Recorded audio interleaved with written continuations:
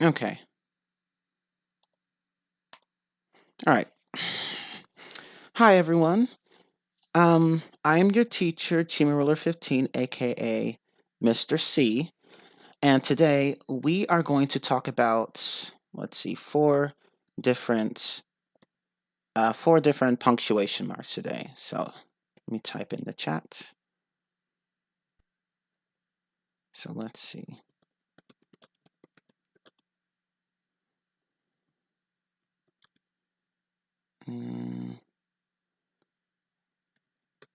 I don't know. I think 5. Yeah, 5. Why did I say 4?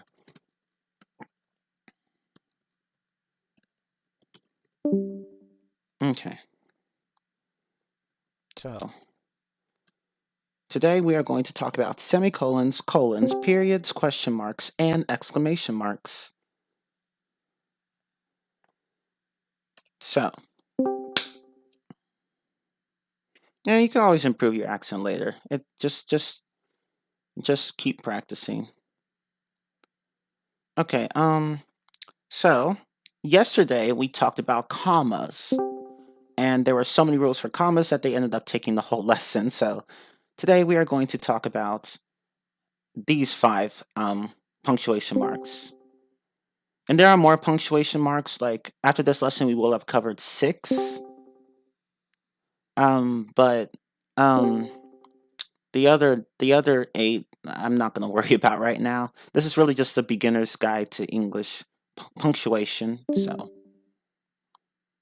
what's the difference between an exclamation point and exclamation mark? Oh, they're the same thing. It depends on what you want to say. It's just preference basically. It really does not matter. Okay. I say exclamation mark. Some people say exclamation point. There's really no difference between the two. Okay. Let's talk about semicolons first. So, can anyone give me an example of a semicolon? Like you can just use in the sentence or type the mark or whatever.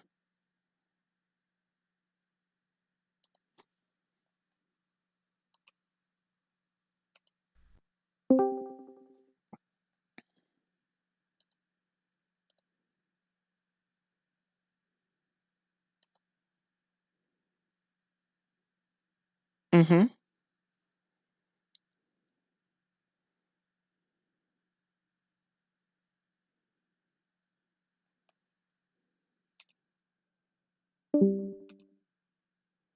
Yeah, that someone did. Good. Okay, so yeah, that's what a semicolon looks like. It looks like this. And it's a semicolon because it's kind of like a colon, but instead of 2 dots, you have a dot and a comma. So that's why it's called a semicolon. Okay, so a semicolon is used to. Oh, thank you, but I don't like watermelon. Anyway, I mean, I don't I like the taste, but I just don't like eating it. It tends to be messy and sticky, and just like nah. Anyway, um, let's see. Okay, so I'm reading from an article here. Okay, so use a semicolon when you want to conjoin. I'm sorry, when you want to join 2 closely related independent clauses, which are not joined by a coordinating conjunction. So, what does that mean? So, does anyone remember what an independent clause is? I talked about this yesterday.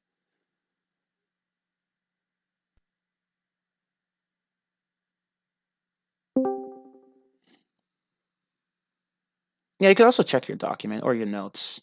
And it's good that you're taking notes. So that way, if you ever need a reference, well, you can just look at what you wrote.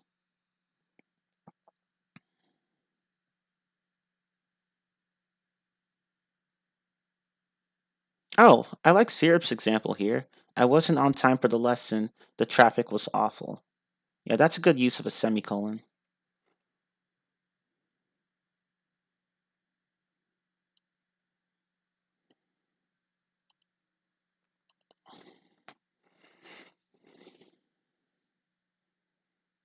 The sentences that can exist alone. Yes, yeah, exactly. Yeah, you guys got it. Yeah, exactly. Yeah, all those answers except one. are correct.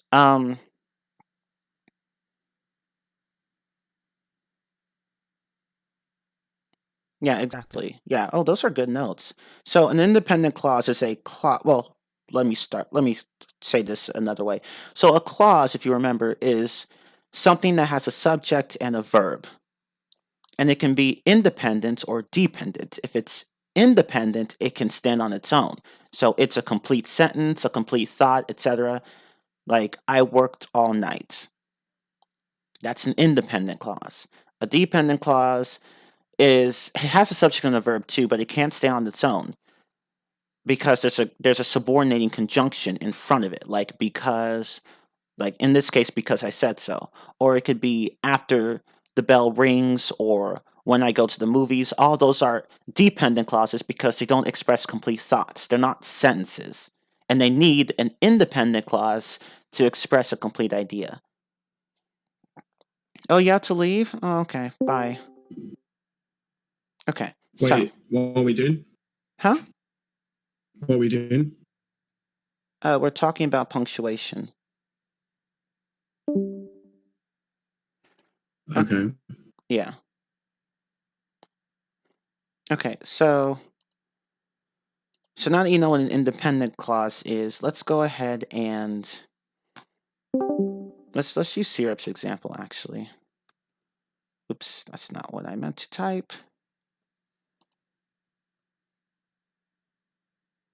So Syrup earlier posted this. I wasn't on time for the lesson. The traffic was awful.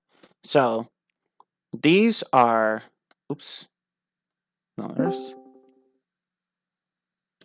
So these are two independent clauses joined by a semicolon. Um, And they're both closely related, so the semicolon works. And notice how you don't use a conjunction here, like and or but or anything like that, because the semicolon is fine. It works by itself, so you don't need a conjunction with it. Alternatively, you can replace a semicolon. You could also replace a semicolon with a comma and a conjunction, like and, or in this case, even for. So, but the point is that the semicolon can join two closely related independent clauses. However, it cannot join two unrelated independent clauses like this.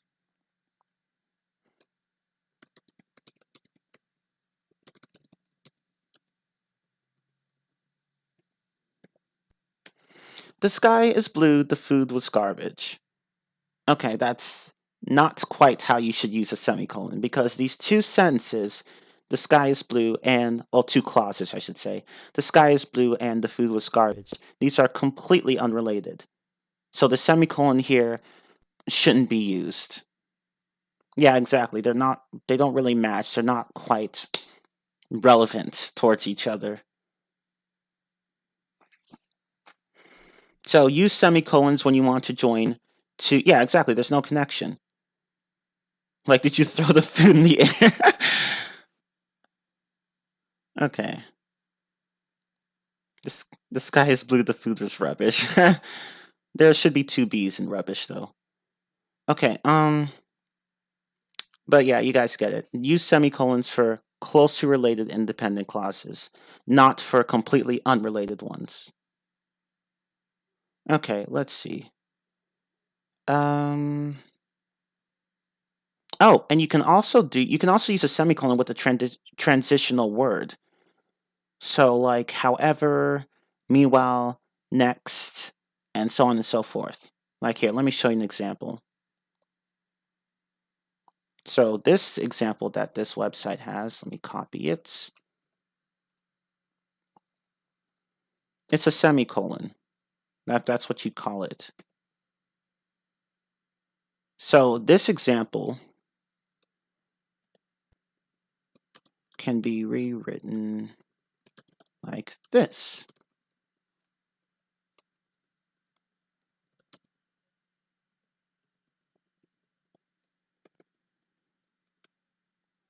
I'll talk about that later. The differences between a semicolon and a colon.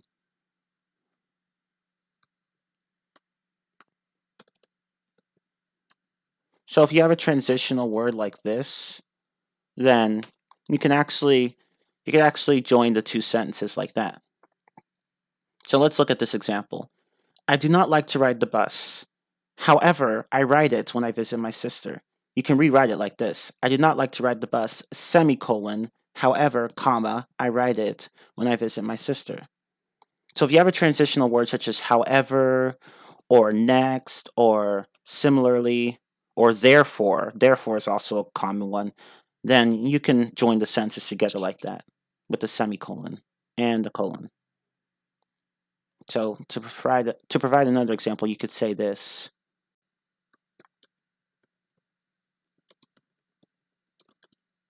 And I'm sure a lot of you know this example. I think, therefore, I am. So that's another example of using a transitional word with a semicolon to join two clauses, two independent clauses. Yeah, both examples are grammatically correct, yeah. Okay,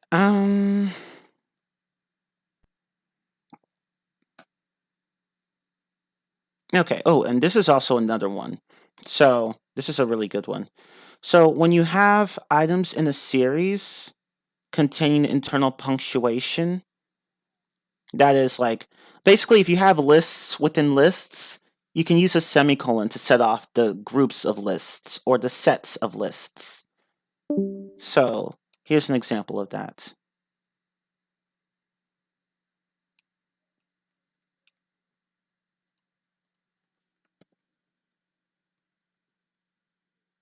Oops.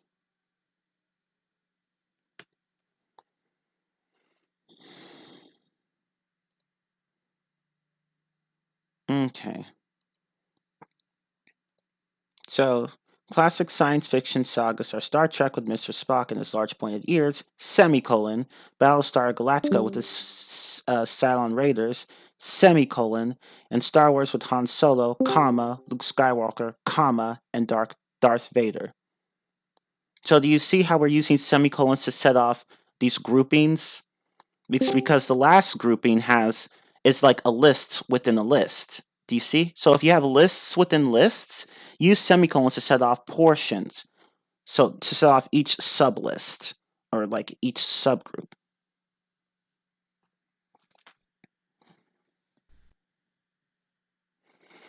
Okay. So let me see if I can find another example.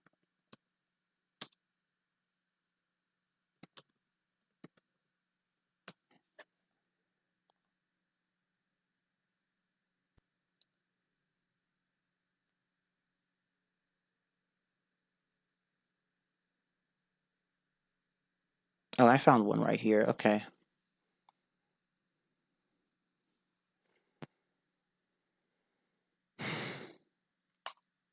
Ow.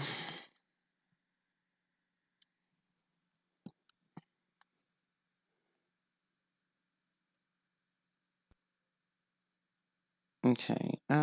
Okay, here we go. So here's an example right here.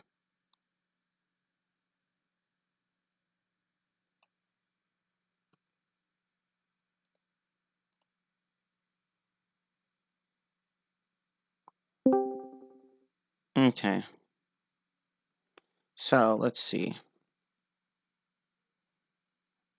Come on, computer. Okay, there we go. Okay, so here's another example that uses semicolons to set off lists. There are basically two ways to write. With a pen or pencil, which is inexpensive and easily accessible, semicolon, or by computer and printer, which is more expensive but quick and neat. So again, since these two groups have commas in them, you use a semicolon to set off those two groups. Okay. So now to go back to what some people said. No, you can't add a semicolon there. That's not a good idea. I mean, I guess you could add a colon there, but not a semicolon.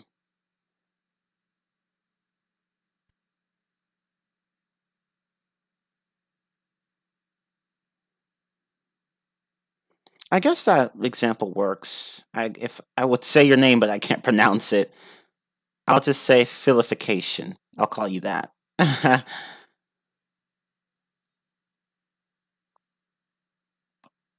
Okay. So I think that's all there is about semicolons. There's not much to say about them.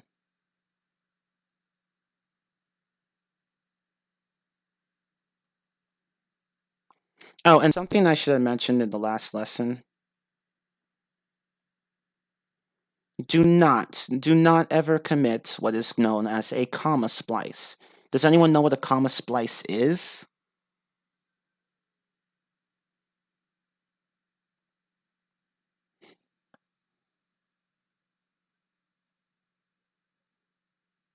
Yeah, he's got.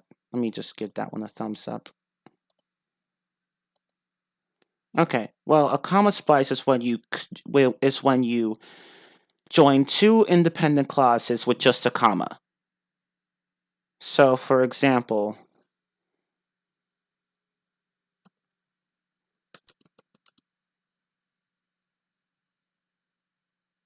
I'm trying to think of these. Okay, let me just use this one. This one. I like cows, however, I hate the way they smell. There's a really big problem with that sentence. So, here you have two independent clauses. I like cows and however I hate the way they smell. Well, technically that here you have a dependent clause at the end there, but with the that removed. But whatever. Basically two sentences. So you can't join those with just a comma. You also have to use either a conjunction or you have to just replace it with a semicolon like this. Or you could just do it like that. Yeah, exactly. You guys got it. See? Yeah, the first comma should be replaced with a semicolon. Yeah, exactly. And I like how you guys rewrote it. Like you could put the semicolon in there, or you could just put a period and capitalize the next sentence. So yeah, exactly. So avoid comma splices. If you're going to join two separate thoughts, have you need a comma and a conjunction. Unless it's a subordinating conjunction, then you could just use just the subordinating conjunction, like because or after or while. But if it's something like and, but, or, and all that stuff, use a comma with it.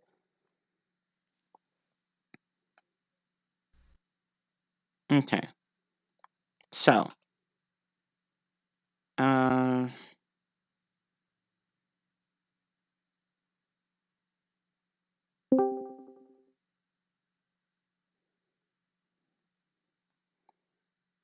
okay. So knowing what no giving sorry.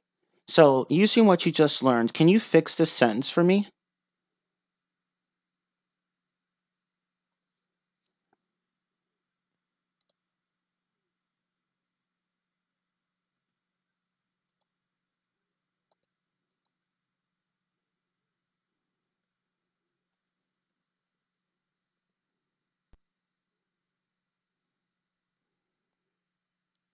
Knowing what you just learned about semicolons. I mean, using what you just learned about semicolons, can you fix that sentence for me?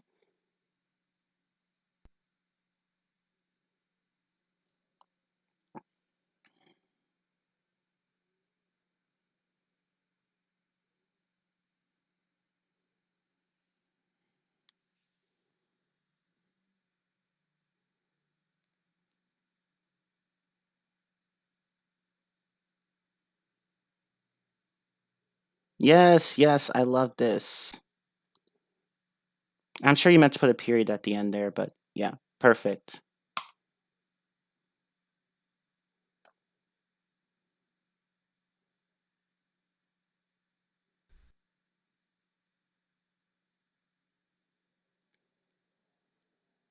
Okay, so it seems that you guys got. Yeah, exactly. It seems that you guys are getting the idea, but some of you are putting spaces where you don't need to put spaces, and some of you are just not putting spaces where you need to put spaces. So before colons and commas, make sure that you don't put a space between them in the word. And And if you follow a word, if you have a word following a punctuation mark, make sure, well, it depends on the punctuation mark, but in this case, if it's like a colon or a comma or a semicolon, put a space between those two. But that's if the word comes after the punctuation mark. If the word comes before the punctuation mark, no space is needed. Okay, so you guys got the idea. So that's semicolons. So let's go to colons. So can anyone tell me what a colon is?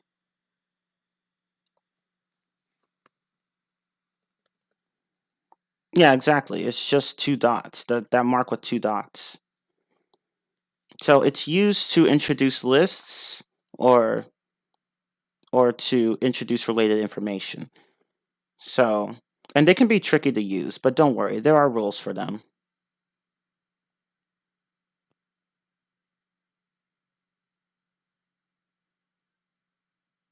Okay. So, rule number 1 for colons. Let's do this.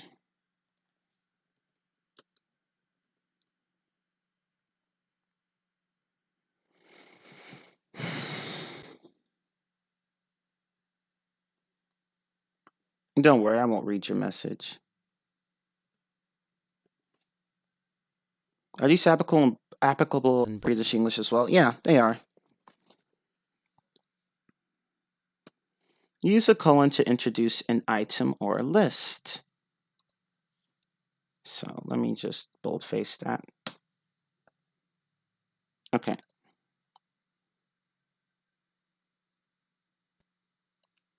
Oh, let me edit that. If the list comes after a complete sentence or independent clause. So let me change this up a bit. Let me edit that. Okay, there. Use a colon to introduce an item or a list if the list comes after a complete sentence or independent clause. So, for example,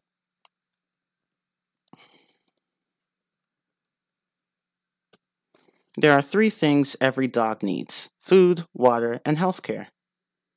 So we use a colon here after needs to introduce these items.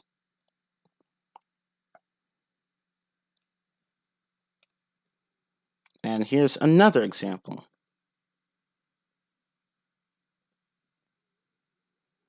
This year, I want to visit 4 amazing cities: Paris, London, New York, and Barcelona. Again, we're using a colon after cities to introduce 4 cities. So that's rule number 1. Oh, you're from Barcelona. Cool. Okay. So now let's go to rule number 2. We're going to be going through these pretty quickly because compared to commas, the other punctuation marks we're talking about are pretty straightforward. Okay, so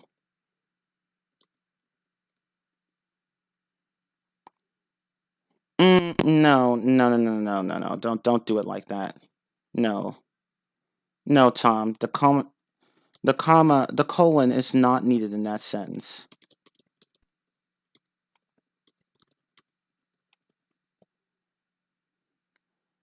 You can just take it out. Now, but if you wanted to say something like this, I can fix your sentence though. We could say something like this. Here, let me take your sentence and rewrite it. So you could say this. Today we'll be learning about 5 different punctuation marks. You could do it like that. Because here I'm actually introducing a list. But in your example, you weren't introducing a list. But here I am. So see, you can do it like that. Today we'll be learning about 5 different punctuation marks, colon, and then you list the items. Okay, let's go to number 2.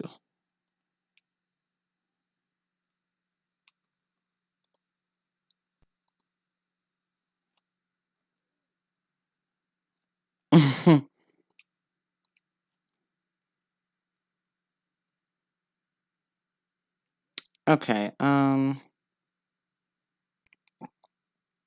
let's see, rule number 2.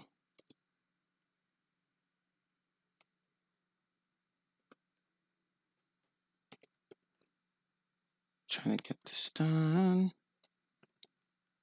My computer's being slow today, I don't know why. Okay, rule number 2. Use colons between 2 sentences. Oh yeah, that's a good example, Fancy. But anyway, rule number 2. Use colons between 2 sentences if the second sentence emphasizes or illustrates the first. So, for example,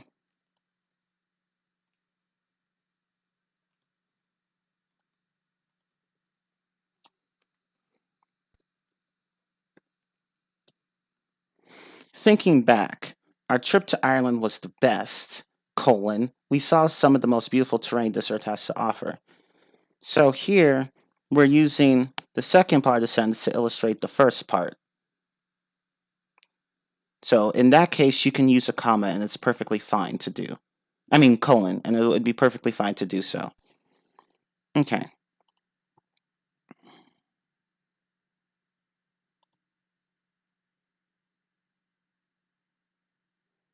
Oh, and here's another note I should say. So before you had to capitalize the first word after a colon when the colon introduced a complete sentence, like in my example, but you actually don't have to do that now. You can actually so in other words, you could do this. You could actually capitalize the we in this example after the colon. You could do that. You could do it that way too, but this is stylistic, so it doesn't matter whether or not you capitalize the word after the colon.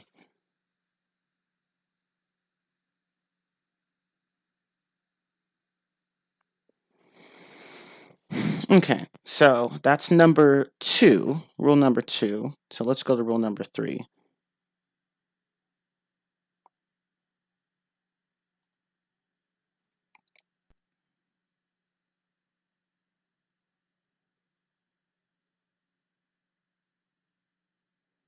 The semicolon doesn't need to be in that example, not before the yet. That needs to be changed to that should be changed to a comma. So let's fix your sentence here.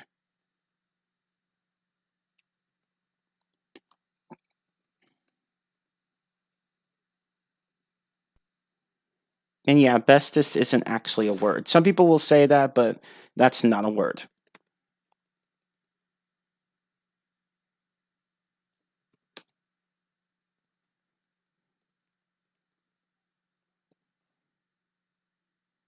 So to fix your sentence here,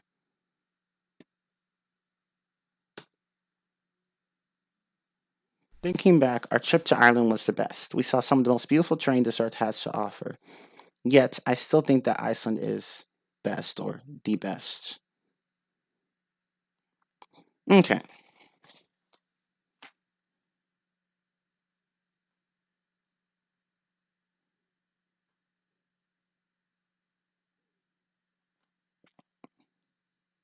Yeah, you didn't need to use a semicolon there.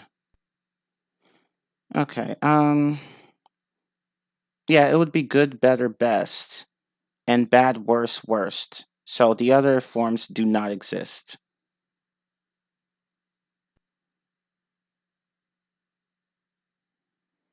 But I know some people here are just joking around. Okay. Um, do try to limit the number of messages you do because now the chat's getting all cluttered with some of these comments.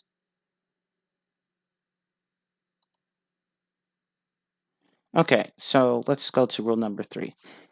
And this one is one that everyone should pretty much know about, since it's the most common use of a colon, along with what I said earlier. Okay. Oops.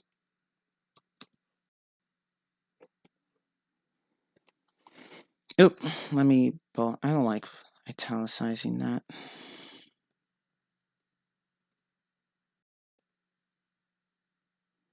Okay.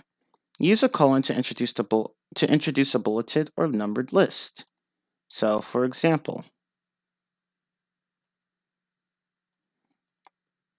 I don't know how to make actual bullets in Discord, so I'm just going to go ahead and use a bunch of dashes instead, or hyphens or whatever.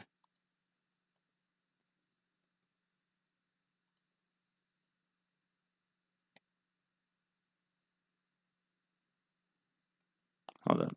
Okay.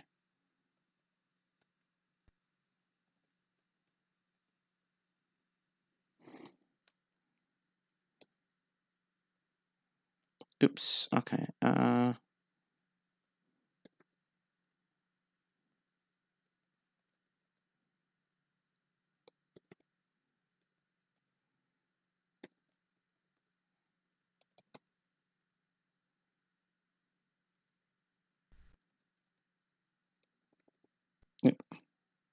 Almost done here.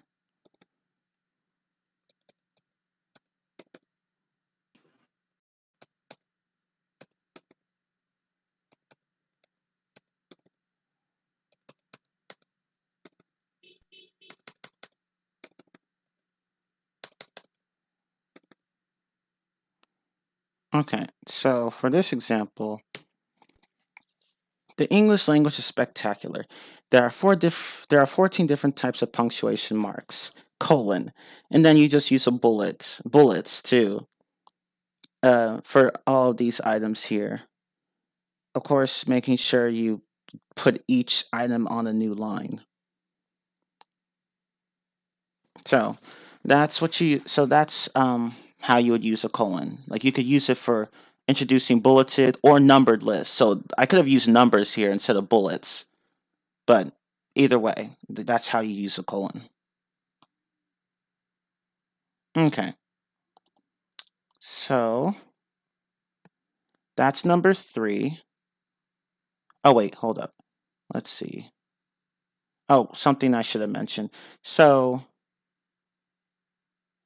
if each bullet has a single word or a short phrase, then you don't actually have to capitalize the words inside the bullets or use punctuation. You can if you want, but you don't have to. So if each bullet is like a short word or a word or a short phrase, then you don't have to capitalize or add punctuation. But if it's a long phrase, then you should. Okay. Yeah, if you have numbers instead of bullets, you still need a colon. Yeah, that's correct. Brackets are the square ones. Braces are the pointy round ones. Parentheses are just the round ones. Although some people also call some people call these by different names, but I think that's a dialectal thing. But over here, at least over here in American English, that's what we call those 3. Yeah, some people call them curvy brackets or whatever. Braces. Like some people will just call braces curvy brackets, but whatever, just call them, I mean, whatever, like that's how I learned them. So parentheses would be that, braces would be that, brackets would be that.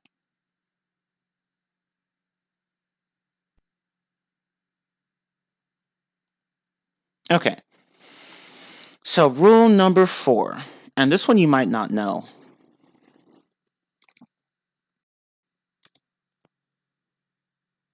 Let me grab a drink. For some reason my throat feels a bit funny.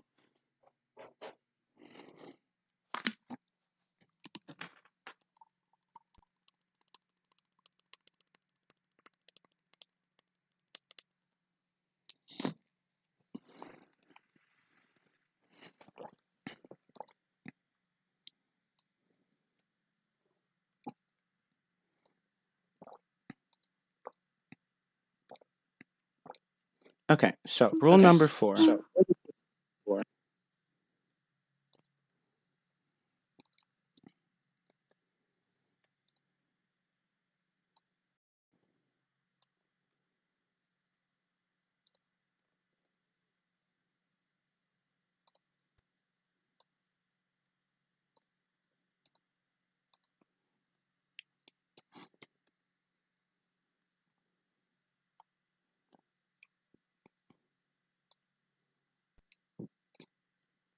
Use a colon to introduce extended quotations.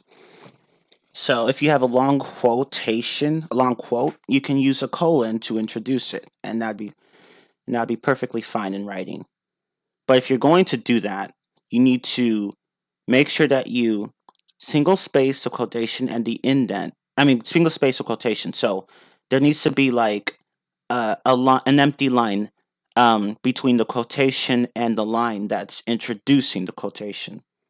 And you need to indent the quotation from the left margin.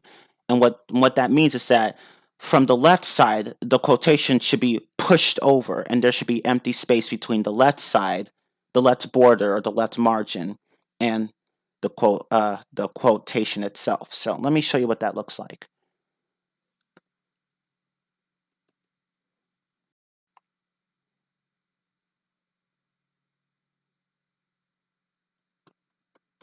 Oh, okay.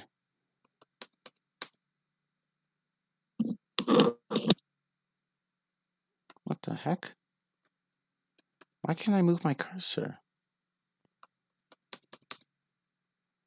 What the? No, whatever. Okay. So you can do it like this. Dyer's philosophy can be summed up in this belief that our thoughts manifest our reality, colon, and then here you have a quotation, but see how I put a single space between the line and an empty line between the line and the quotation that introduced, I mean the line that introduced the quotation and the quotation itself. Like there's an empty space between the two. And then I indented this quotation, so you can see that there's a space between the left side and the quotation itself. So the quotation can be listed here, shown here. Okay, so act as if what you intend to manifest in life is already a reality. Eliminate thoughts of conditions, limitations, or the possibility of it not manifesting. If left undisturbed in your mind and in the mind of intention simultaneously, it will germinate in the physical world. You don't have to know what that means. It's just a quotation taken from a book. But anyway, I'm just showing you that you can use colons to introduce quotations. Okay. And now, number 5, and I'm sure some of you have seen this usage. If you've ever written a letter, a formal or a business letter, or just a letter in general, I'm sure you've seen it. So, rule number 5.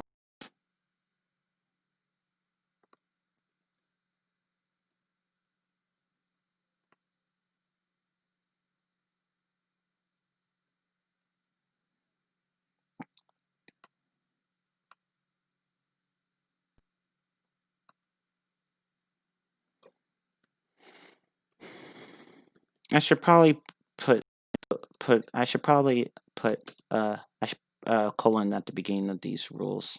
Whatever. The word colon, I mean. Colon rule number 5.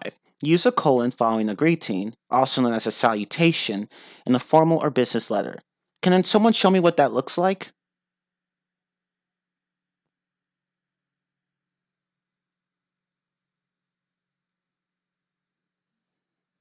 So can anyone provide an example for this?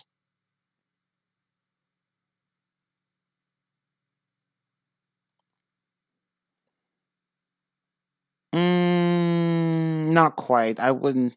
I don't think you'd say. No, not quite. That doesn't work either. You wouldn't put hello in a greeting like that. Um. Yeah, exactly. Secundus has a good example. Dear Mr. Wilson. Yeah, exactly. Or you could even say this. To whom it may concern.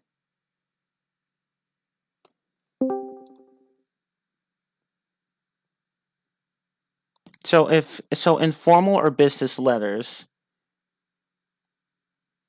well, no, you wouldn't put hello in a salutation like that.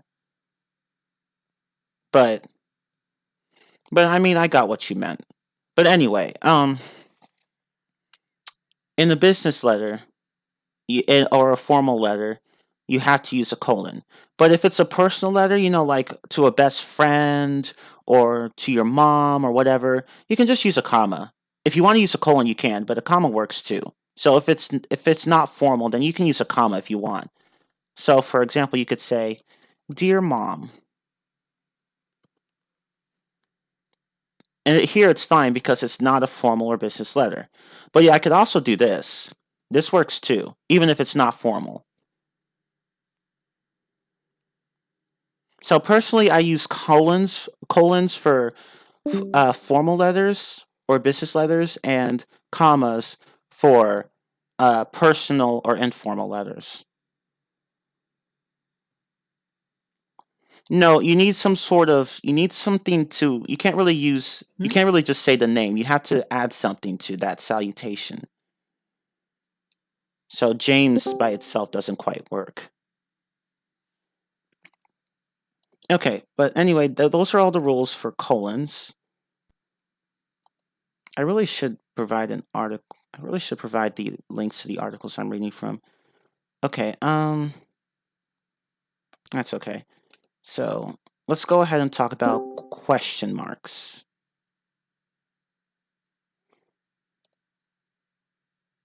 So, can someone show me an example of a question mark? Yeah, exactly. You have the sources pinned in the message at the end of the session. Oh yeah, sure, definitely. And you know what? Let me actually just post it right now so you guys can follow along.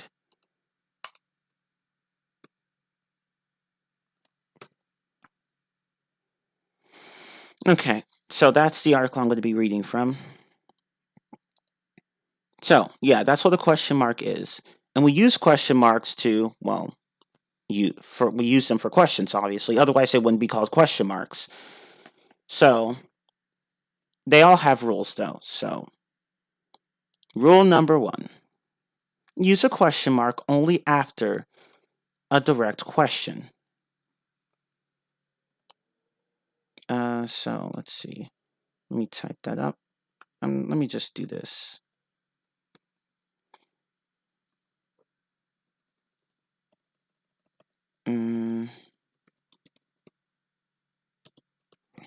Yeah.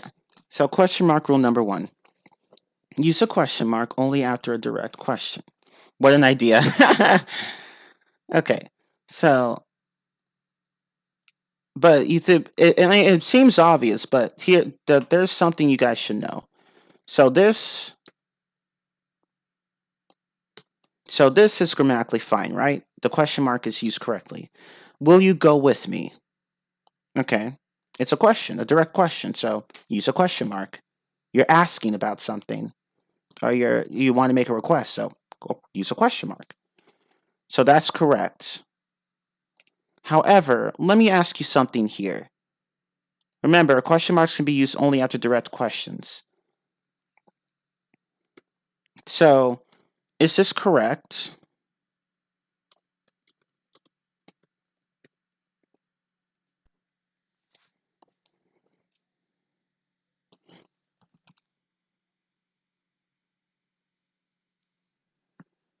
Yeah, exactly. It's not correct. I mean, of course, and I used that example from the article I linked, but it's not correct.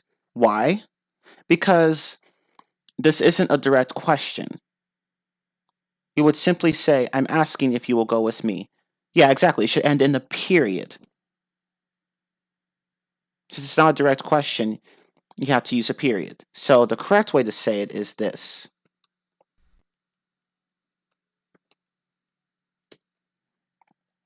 Yeah, when you think about it, it's not really a question. That's correct.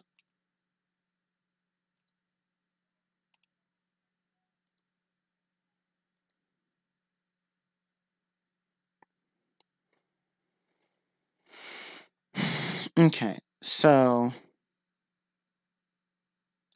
let's go ahead and go to number 2. And we have a subset of rules here. So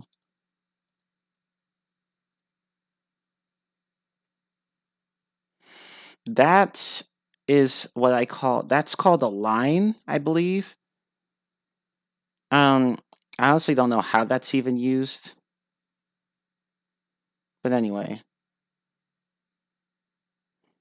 And someone brought up the inverted question mark. That exists only in Spanish as far as I recall. And you have to use that along with the regular question mark. But in English, we don't have inverted question marks. It's just a question mark.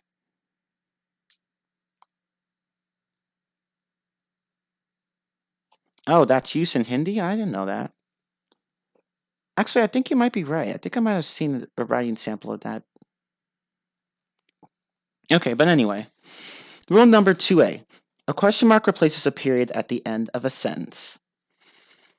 So, knowing this, and this is obvious, but just to make sure you guys understand, what is wrong with that sentence? Oh, my bad. I misspelled. Oh my god. That's embarrassing. Sometimes my typing skills are just crap. Okay, there we go. Yeah, it should have only a question mark. The period needs to go.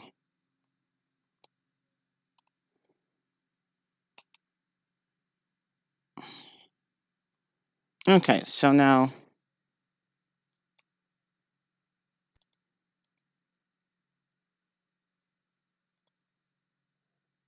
it's been only 45 minutes, so, and we're already on question marks. After this, we'll have just exclamation marks and periods, and that's it. We're going pretty quickly. Okay,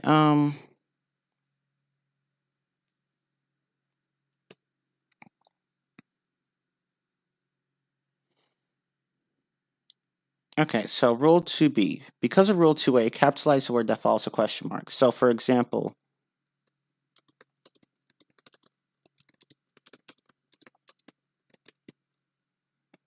will you come with me? I want to show you something. So here, I is capitalized. Well, you always capitalize I, but the logic is that if there's a word that follows a question mark and is part of another sentence, capitalize that word because it's the first word in the sentence. But there are special cases like this. Stylistically, you could do this. Will you go with me? With Joe? With anyone? Now that's a special case there because those are just phrases. But you could actually capitalize the with in both of those, and that would be fine too. But that's just one exception. Yeah, that works too. Exactly.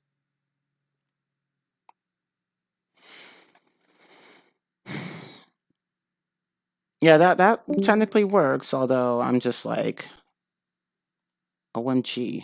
But anyway. Let me see here. Okay.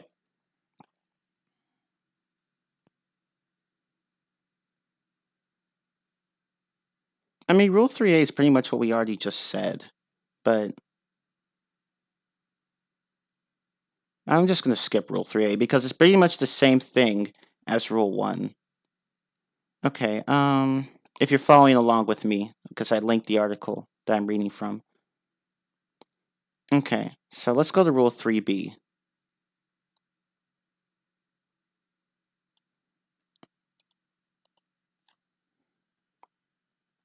Because Rule 3A is pretty much just saying don't use question marks after indirect questions, which we just talked about.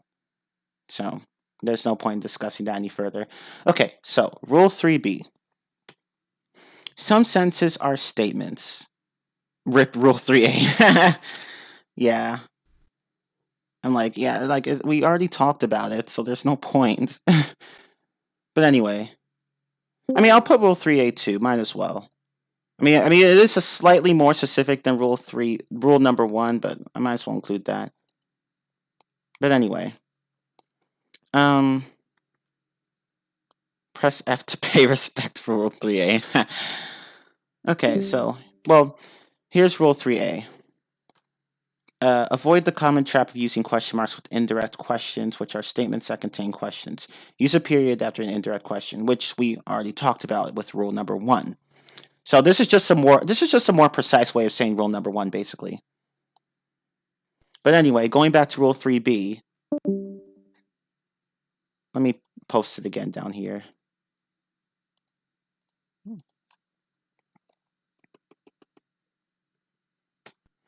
Some sentences are statements or demands in the form of a question. They are called rhetorical questions because they don't require or expect an answer. Many should be written without question marks. So, for example, you could say this. Would you kids knock it off? In that case, you don't need a question mark. You can just use a period and it's fine. Or you can do this with exclamation marks. It's a demand rather. It's a demand, not really a rhetorical question. You could say what I wouldn't do for you. In that case, you have an exclamation point here. Yeah, it's pretty much rule number 1, but with extra steps. Yeah. Yeah, or you could use an exclamation mark there too. Yeah. And if you want an example of a rhetorical question, here's one that works. Why don't you take a break? Here, I could just use a period.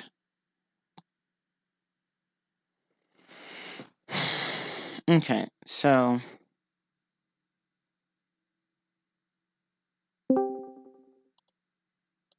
that's rule 3b. Bye, everyone. Have fun on the lesson. Huh? Bye. Oh, I think she was trying to say bye. Okay. Yeah. Okay. Okay. Well, yeah. If you're leaving, bye. Thank you for coming.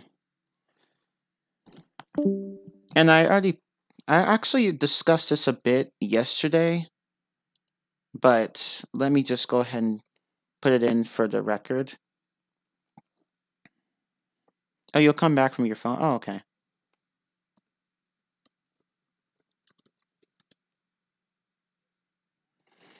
Question mark rule number 4. Use a question mark when the sentence is a half statement and a half question. It's half statement, half question. So, an example would be this.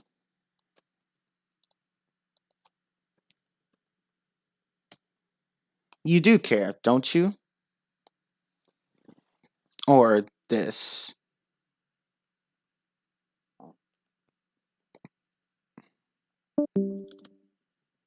You hated her, didn't you? Yeah, exactly. They're question tags.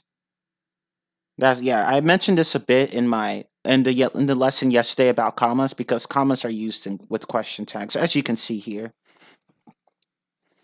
So yeah, in that case, you can use question marks here as well as commas.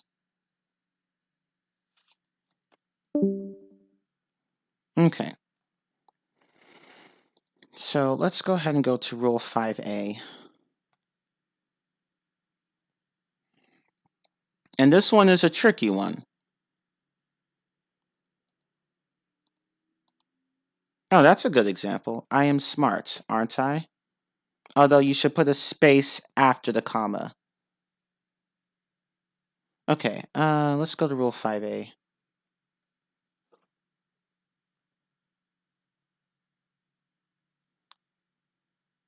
Okay.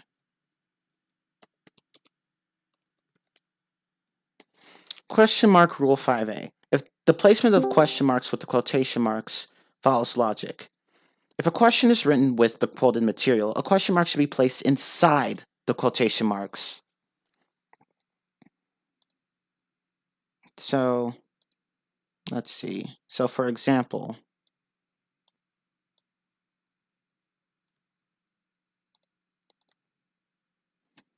is ain't a word? It's a word, it's just non-standard, meaning that it's not widely accepted in English.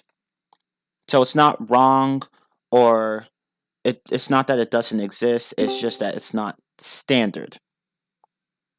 Okay. Yeah, so in the quotation, so you can see in my example here, the quotation mark is, I'm sorry, the question mark is inside the quotation marks. She asks, comma, will you still be my friend? Question mark, and then the quotation marks are outside. Oh, and for your example, Stefke, Mark said, "Are you bored?" There should be a comma after said. Other than that, it's a perfect example. But there are times where question marks don't go inside the quotation marks. So, for example,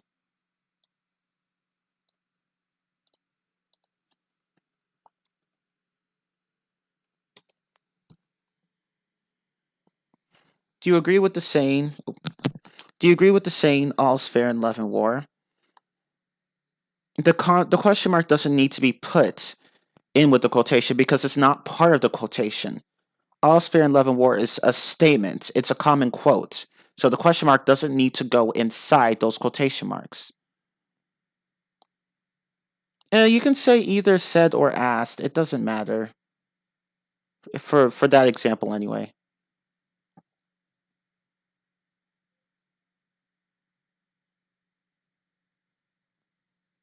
And Mary, in your example, again, you need a comma after asked. Other than that, and you need to put the word "the" in front of shop. But other than that, in front of the word shop. But other than that, it's a fine example. So it should be, my parents asked, comma, do you want to go to the shop or a shop? It depends. If you're talking about a specific shop, use the. If you're talking about any shop, use just a. Yeah, better. There you go. Okay, so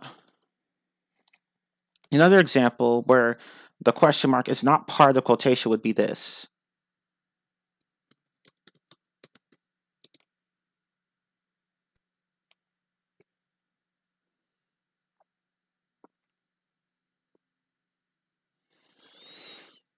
I'm trying to think of an example. Oh, yeah, let me think.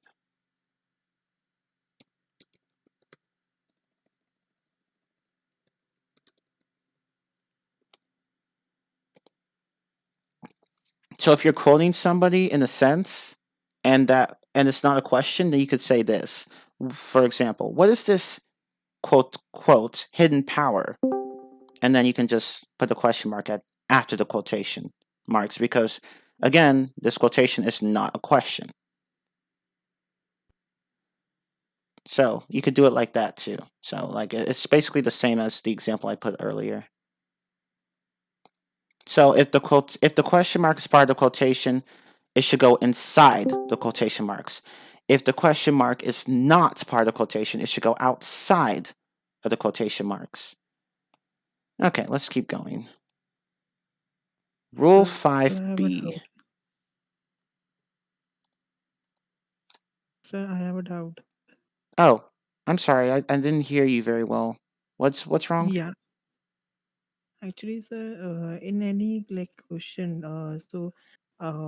like in I've just seen many question at two question marks. So, is it like adding a new question in the new existing question? I'm sorry, hold up. I can barely hear you. Okay. What was your question again? Like, have I've seen many questions which has double question marks in it. Like for example, what is this? Is it yours? Like, there's two question marks. So, uh, is it like can we ask double question at one time, or it is like for any other sentence? That's actually a good question. Okay, hold on. Um, so the thing is that No, when people use more than one question mark, like 2 or 3 question marks, they're trying to emphasize something. So, for example,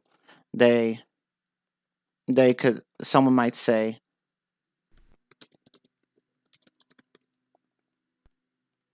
this. What on earth is that? And then use like 3 question marks. So this is technically not standard to do in written English, but like people will do it anyway.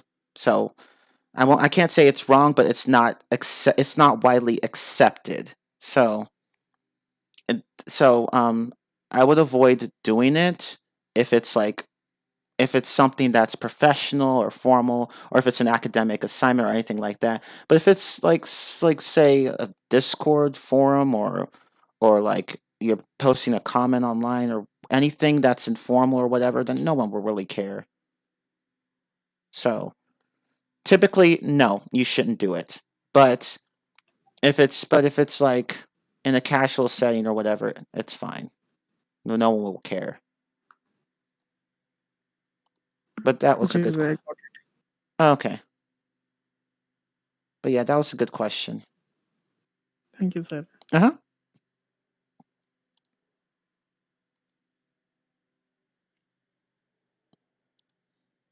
Okay. Oh, and that reminds me. I believe you can also use a question mark with an exclamation mark. So, like, for example, hold up.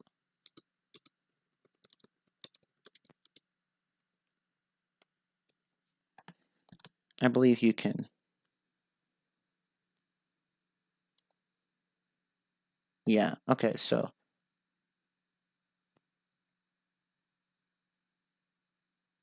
Oh, actually, never mind. I was wrong. Hold on. Yeah, actually, you can. I mean, I can't say it's wrong to put both a question mark and an exclamation mark, but from what I'm reading here, you don't really need the question mark. You can just use an exclamation mark if it's a sentence. So instead of saying who farted, you could just say who farted, like that, with just the exclamation mark, and it'd be fine. And you can put both if you want, but really only the exclamation mark is fine. Yeah, in academic writing, I don't think that would be fine. So just use an exclamation mark if it's academic or formal or business or whatever. But if it's anywhere else, you can use both if you want. I use both, but I'm careful not to do it in places where I shouldn't. And there is actually a mark that has both the question mark and the exclamation mark. So it looks like this, and it's called an interrobang. So the interrobang looks like this.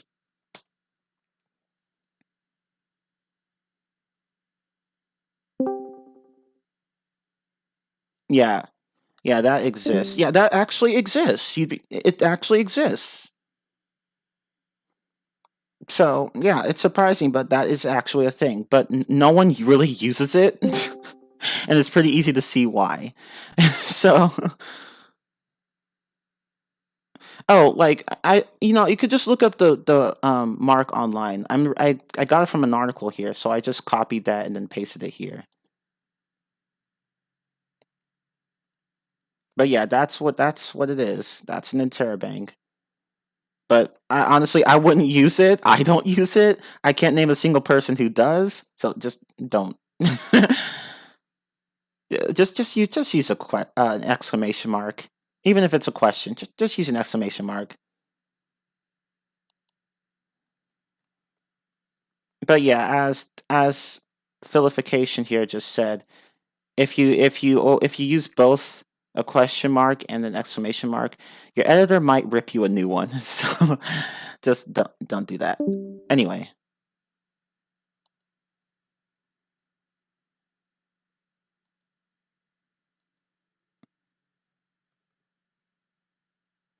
But yeah, those are what interrobangs look like. Okay, that's all for question. Oh, wait. No, one more thing. One more thing I forgot to mention. And I mentioned this earlier. I mentioned this not earlier today, but in the last lesson. I mentioned this. For Rule 5b. Okay. Question mark Rule 5b. If a quoted question ends in mid-sentence, the question mark replaces a comma. So, here's an example.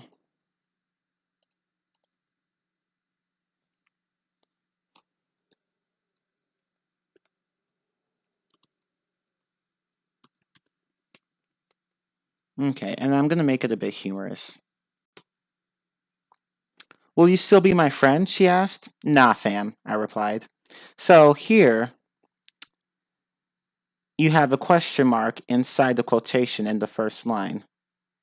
So, yeah, I tried to make it funny. But,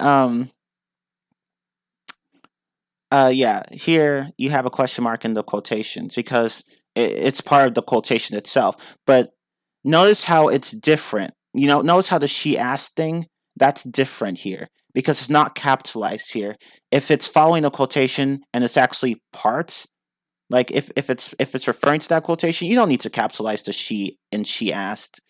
But if it's at the front of the quotation, then you would have to capitalize the she and she asked, but put a comma after asked. So let me show you the difference.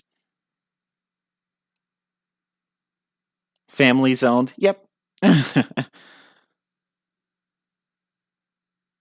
Okay, let's see. So you can do this or you can do this. Let me type it up for you guys.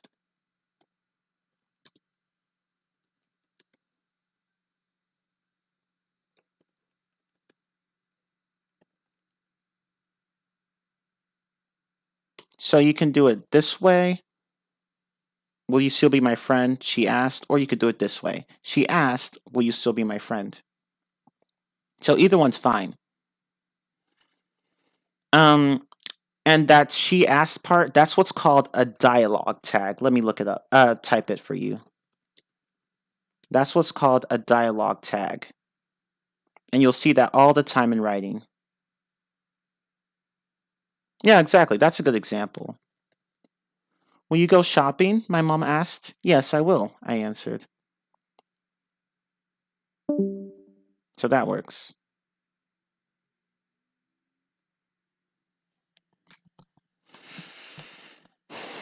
Okay, so that's the end of question marks. Okay, so now all we have are exclamation marks and periods. And again, these won't take very long to do.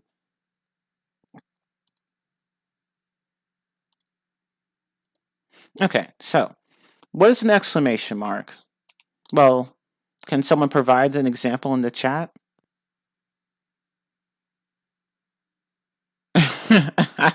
That's overkill, but funny.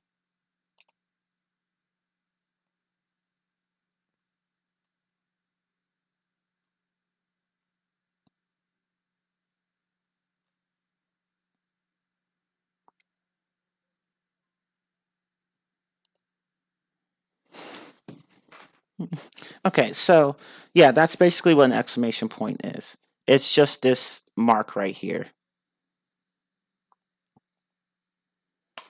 Okay, so an exclamation mark is also called an exclamation point. Honestly, you can use either. They're completely interchangeable.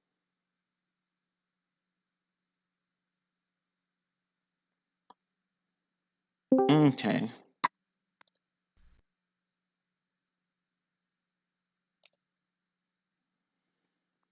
So let's see. So an exclamation point or an exclamation mark, I'll just call it an exclamation mark, is a punctuation mark that goes at the end of certain sentences. So it's not as commonly used as the period or question mark, and with good reason. I'll tell you that later. But it has its uses. So okay, so an exclamation point goes at the end of an exclamatory sentence. Excuse me, I can't speak today. An exclamatory sentence is one that expresses a strong or forceful emotion, such as anger, surprise, or joy. And let me post the article here so you guys can follow along. Okay. Okay, so, but I should probably explain what these types of sentences are. So we have like 4 different types of sentences. So we have declarative sentences. Let's see, interrogative sentences.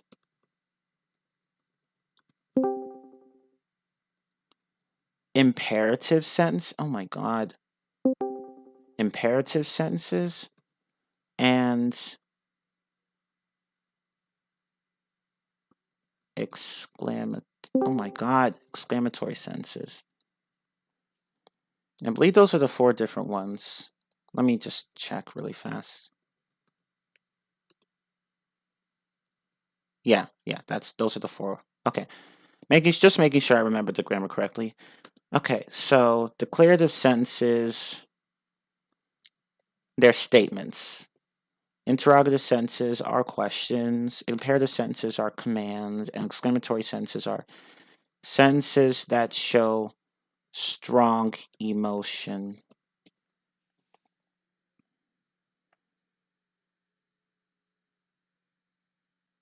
Okay. So, you have statements for declarative sentences, questions for interrogative sentences, commands for imperative sentences, and sentences that show strong emotion for exclamatory sentences.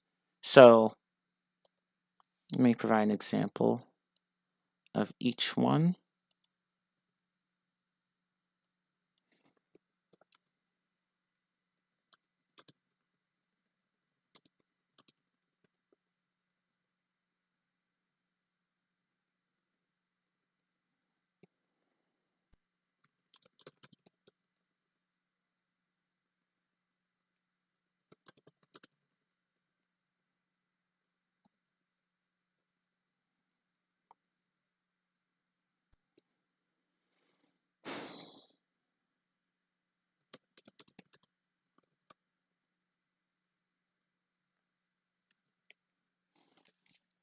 Okay, so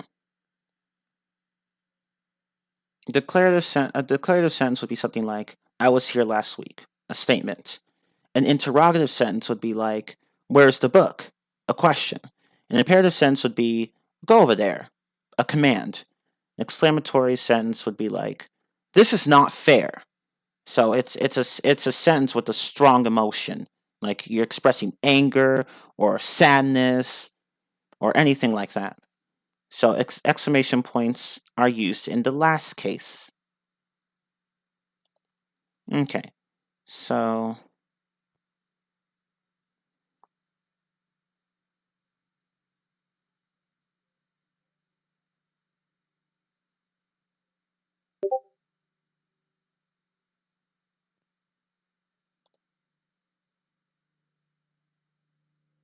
oh, you have to go? Okay, well, thank you for coming.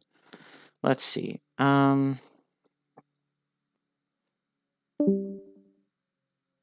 So another example of an exclamatory sentence with an exclamation point would be this. I got a perfect score on my SAT. But you would read it more strongly like this. I got a perfect score on the SAT. But that's not true in my case. My scores were shit. But anyway, that's how you use an exclamation point. You can also use exclamation points after what are called interjections. So interjections are like single words that express strong emotion, such as, like, for example, crap or shoot or even just no. So these are all interjections. Crap, shoot, no. Or that. Ah, that too. So you use interjections, exclamation marks after interjections. And alas works, yeah. Attack, not really. Attack's more of a command, if anything, but yeah. Okay, so you could say something like this.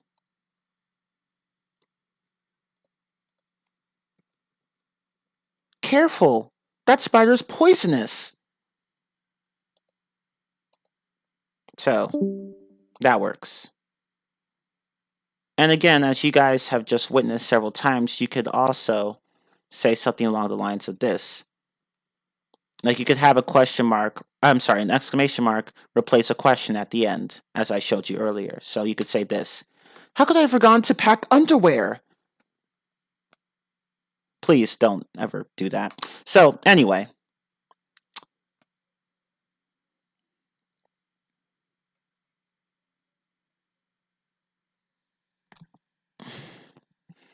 The next point is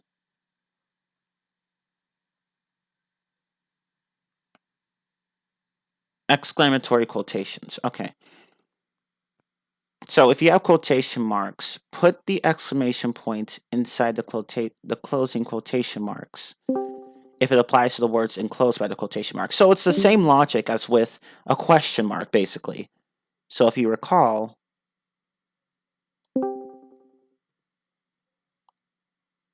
here, let me just put that there.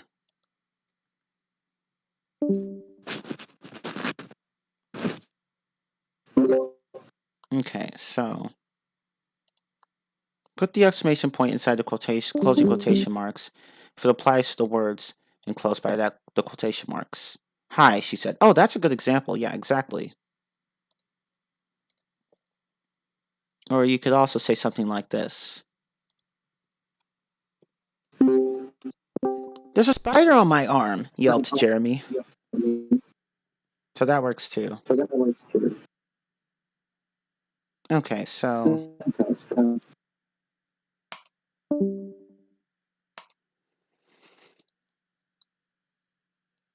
but however, if the exclamation point applies to the sentence as a whole, then just place it at the very end. I can't believe you've done this, screeched the hag. That's a good example, yeah. That was funny. There's a wasp, screamed Mr. C. I hope not.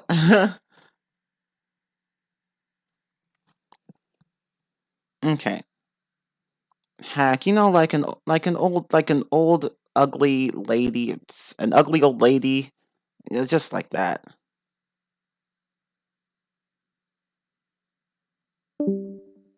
Okay, so but if the exclamation point applies to the sentence as a whole and it's not a part of the quotation, then just place it at the very end, like this.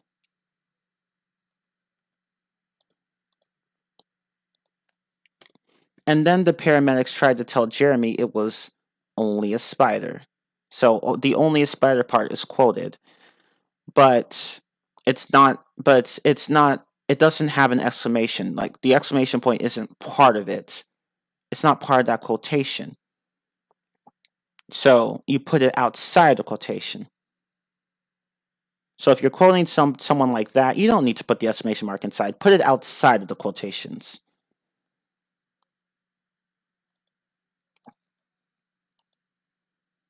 Okay. And the same logic applies with parentheses. So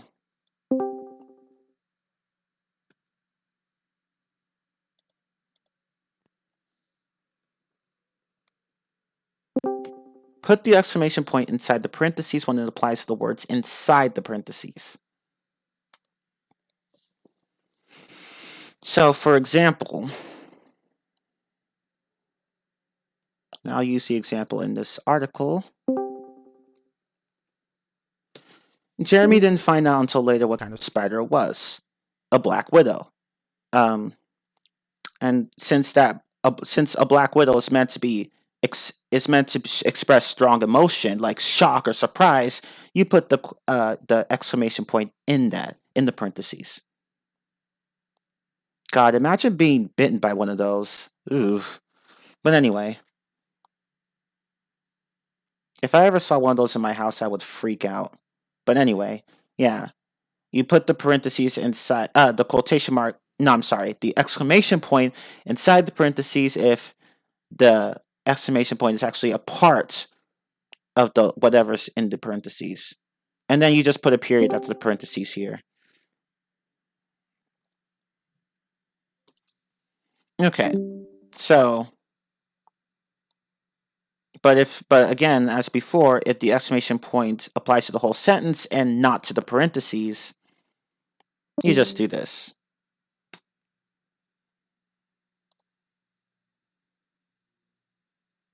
So, oh, my bad. They settled out of court and Jeremy got $1 million.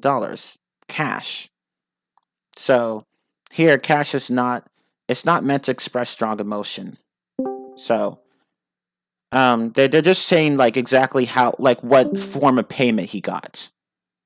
So here it doesn't need to have an exclamation point inside the parentheses because again it's not part of whatever's in the parentheses. So again it's the same logic as before. So here you would,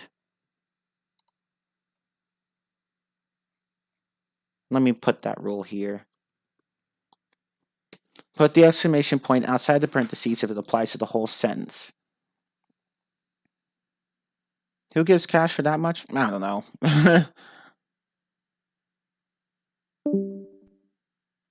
Okay. And now we're going to go to a final part of exclamation points. Do not abuse them. Do not use them too much. Because if you do, it will make your writing seem annoying and amateurish. So imagine reading a text that has a whole bunch of exclamation points. That would be really annoying. Because it's like you're getting so excited about everything you say when not everything you say will be exciting. So don't do that. You could think of it like this, it's kind of like laughing at your own jokes so much. Like it's if you do that all the time, it just gets annoying. So don't do it. So, for example,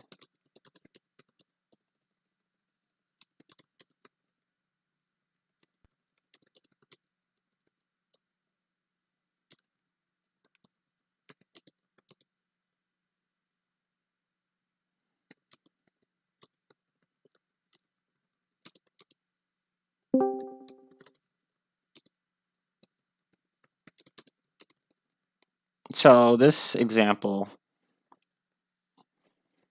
is this. It would be where that obnoxiously uses exclamation points would be this. I went to the store. Then I got milk. Next, I got some beer. Then I paid for them. Finally, I went home. I'm like, it's not that exciting. Do you need to be excited about everything you say? So please, do not overuse them. It's just annoying. Just don't do it. So I have a question, one more thing. Yeah, go ahead. As your previous sentence, you're saying like, I went to the store, then I get some milk. So is it a anger way or it is like a normal sentence, excitement one? So I'm sorry, what were you asking again? As your sentence is as a forcefully sentence or as a like excitement, like I'm telling someone with excitement. So is that basically like a forcefully very anger sentence, or it is like a very excitement sentence? Which way the sentence is? Actually, it could be either way, but in this case, it'd be more of excitement. There are times where you could express anger this way with the exclamation points, but here I meant to show excitement. So It depends on the Okay. context, basically. Okay. Like, I could read that in an angry manner. I could say, I went to the store. Then I got milk. Next, I got some beer. Then I paid for them. Finally, I went home. You could do that too, but again, that's obnoxious. That's equally obnoxious. So, Okay. okay. Oh, my mouse stopped working. Oh, no. Whatever. Oh, hold on. No, yeah, it stopped working. Whatever. I can just use the trackpad.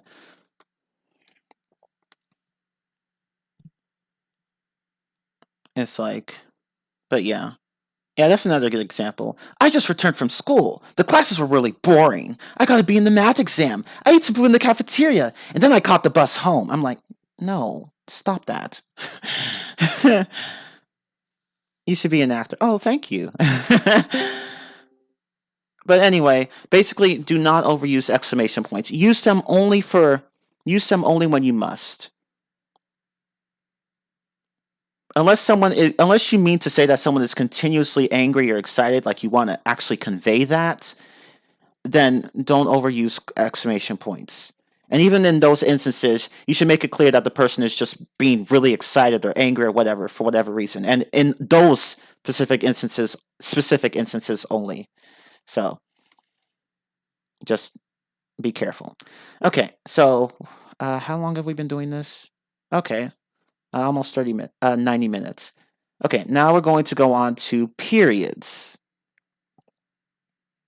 So periods. So a period, which is also called a full stop in British English, is another punctuation mark in English. Yeah, it looks like this. It's just that one dot. And you use it to end... Huh? And you use it to end a lot of sentences. Most sentences, actually. But, except for questions or, like forceful sentences or whatever. But anyway... the most common use of a period is to end a declarative sentence. And as you remember, a declarative sentence is a statement. So, for example,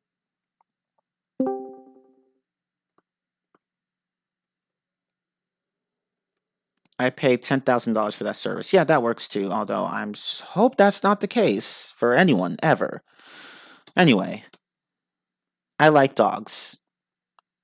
That's a simple statement. I like dogs. You use a period there, okay? Another example would be...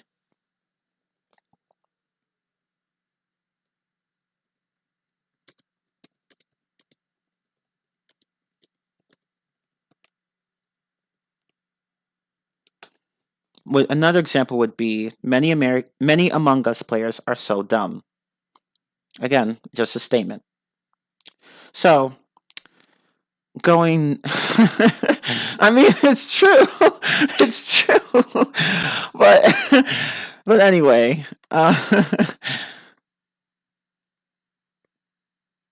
let's see. But yeah, basically any simple statement... first world problems. But any simple statement is... or a simple sentence... And not simple as in just one subject and one predicate. Just simple as in, like, no emotion or anything like that. You just use a period. Or you can even, like, it can even have more than one clause. Declarative sentences don't need to have just one clause. So you could say,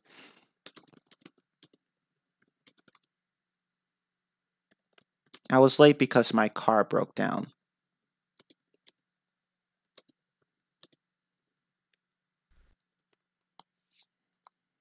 Just yesterday, I got ejected for catching the real imposter.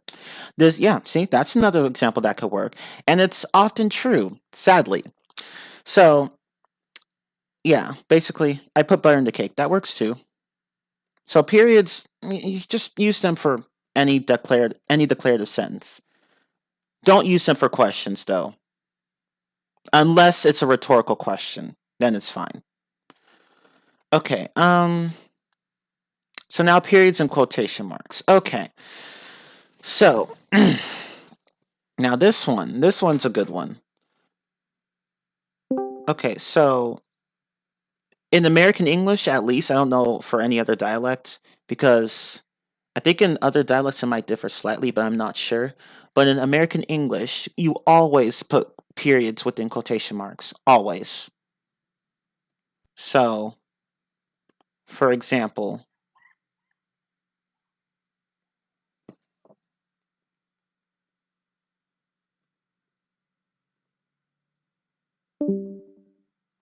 that's what's called an ellipsis when you use a bunch of periods when you don't have anything to say, but that's something I'll cover late in another lesson.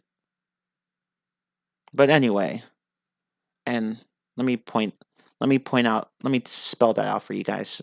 You know how it's pronounced. Ellipsis. And the plural form would be ellipses. So one ellipsis, many ellipses.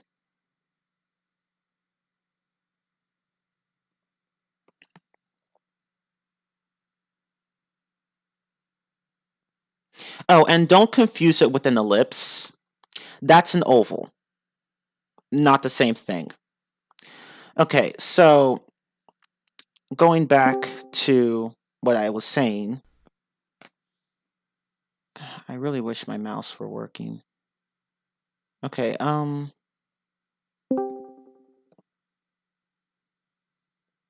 right, okay.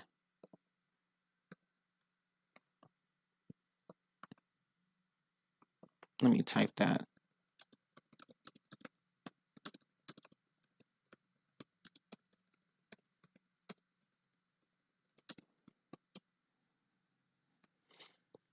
Yeah, let me just add that up there. Okay, so for example, yeah, an oval, like a shape, like a circle, kind of like a circle, but with just a minor axis and a major axis instead of just a radius. But that's a technical term that I'm not going to get into right now. But anyway, oops, did I put 2 underlines? My bad. Okay. Philip said, "I can't remember where I heard about the banjo concert, but I sure want to go." And here we put the period inside the quotation. So you have to put the quotation marks. The period always has to go into quotation marks, at least in American English. Another example would be,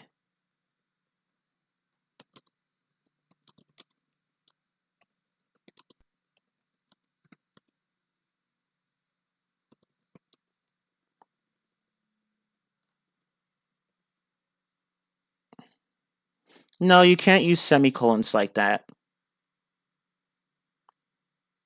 Always use commas to introduce quotation marks like that with dialogue tags. So you can't do it like that. Okay. But anyway, he told me I was too nice. So in this case, you still have to put the period inside the quotation marks. So, yeah. You have to do it that way.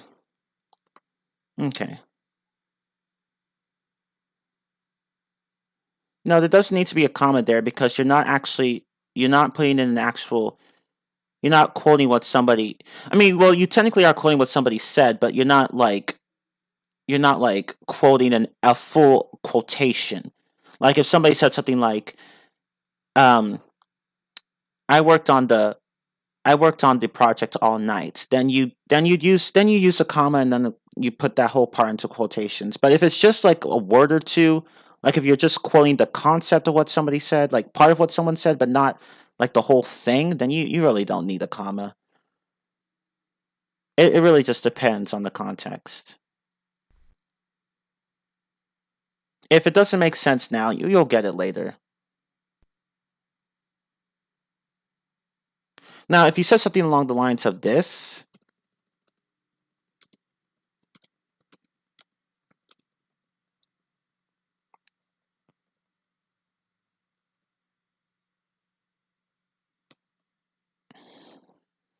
then that would be fine. But that means something different, though.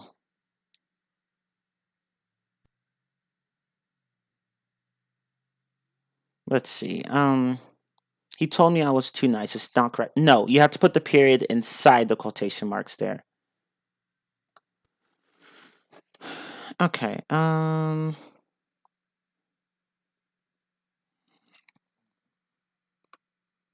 should also point out again that a period is also called a full stop.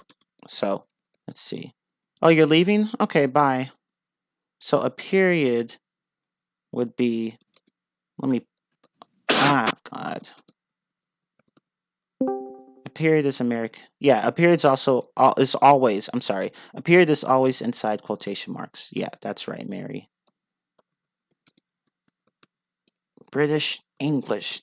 Okay. So we call this mark a period in American English, but a full stop in British English. Now, my mom says full stop, but that's because she's Nigerian and Nigeria was colonized by Britain.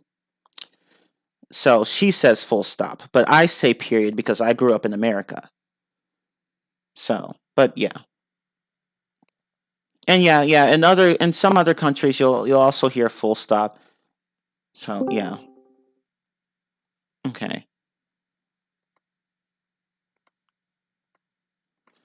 Let's see. So, okay, here's another one.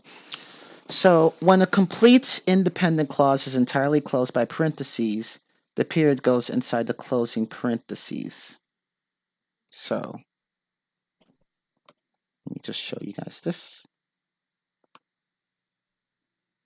Oh, that explains it. Yeah, India was at one point colonized by Britain, so that explains that.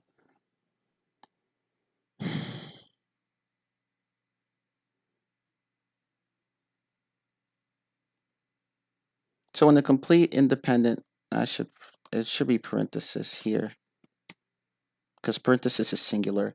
Okay, so when a complete independent sentence is entirely closed by parentheses, the period goes inside the closing parenthesis. So for example,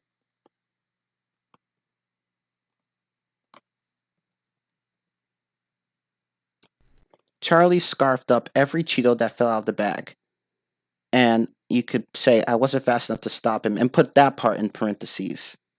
So, in that case, the period would go inside the parentheses. Okay. Oh, I forgot. There's more to that. Oops, there was more to that example. At least we won't have to sweep the floor. Okay, so that was the last part. So only the first sentence, the second sentence is in parentheses.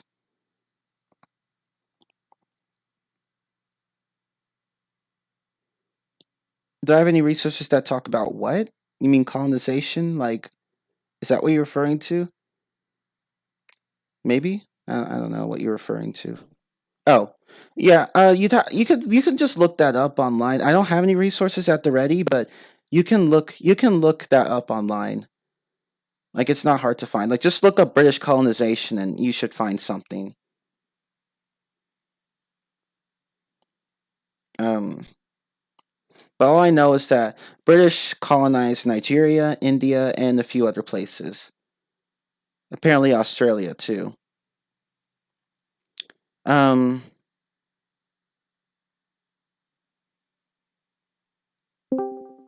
Let's see.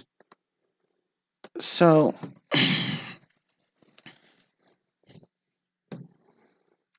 if the parent, okay, so again, it's kind of like what we've been saying before with when we mention parentheses with exclamation points. If the parenthetical material, that is the material inside the parentheses, is nested inside another sentence, the period should go on the outside. So like this.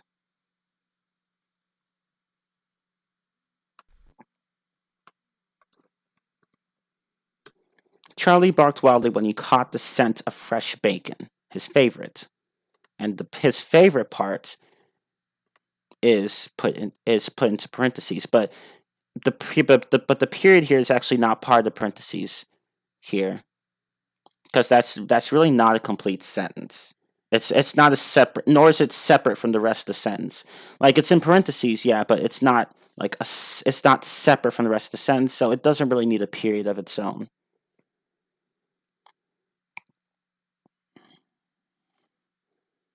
Okay. So I'm almost done here. I'm trying to find. Ow, hold on. Ow, my ear still hurts. Okay.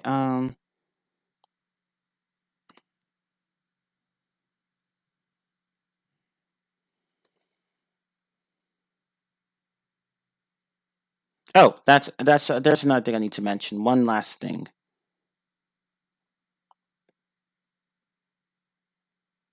Trying to see here.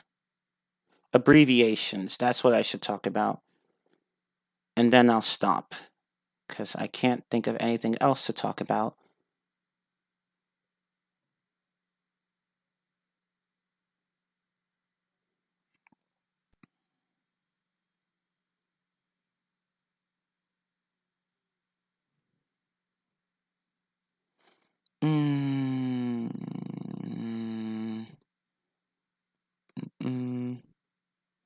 Okay, so let's see. Okay, so periods are also used with abbreviations.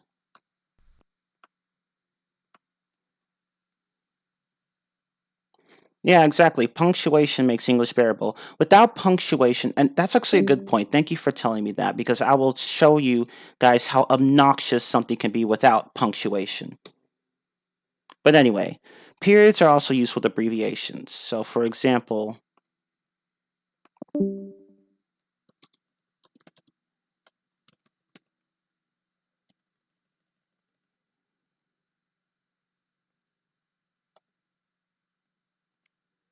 I went to Washington, D.C. So DC is an abbreviation, and it actually stands for District of Columbia, but it's abbreviated to DC, and you use periods here.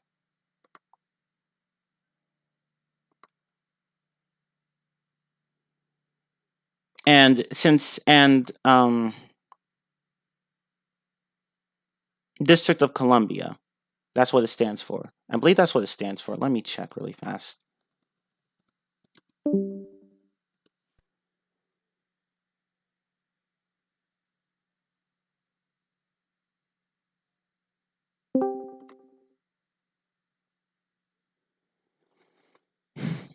Yeah, it's called District of Columbia.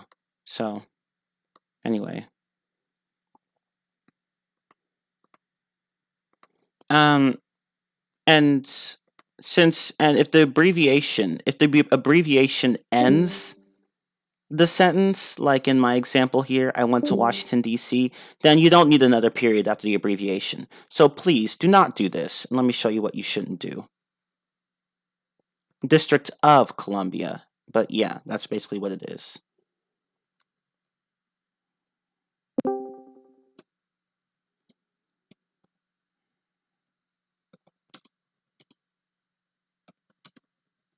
This is wrong. Do not put a period after an abbreviation if the abbreviation ends the sentence. I went to Washington, D.C. No. Just let the abbreviation end the sentence. Okay. And you can also use this with times too. Like, remember? Like, you can use well, so like you could say 5 p.m., right? PM has there's an abbreviation for it. It stands for post meridian. And what if you don't know what that is? Like, it's a time zone thing. It's this line. It's this line on, not an actual line that exists, but a line on Earth that's used for time zones. So, yeah, exactly. PM stands for post meridian. AM stands for, yeah, anti-meridian. Yeah, I'm glad you corrected it. Yeah, it's not anti-meridian, it's anti-meridian. Yeah, you're right. Okay, so of course I should point out, like, I forgot to mention. So an abbreviation is when you shorten something. So instead of saying something like etc., which means in Latin, it means and so on and so forth. Like, Yeah, exactly. You just say etc. So that's an abbreviation when you shorten something to a shorter. When you shorten something, yeah.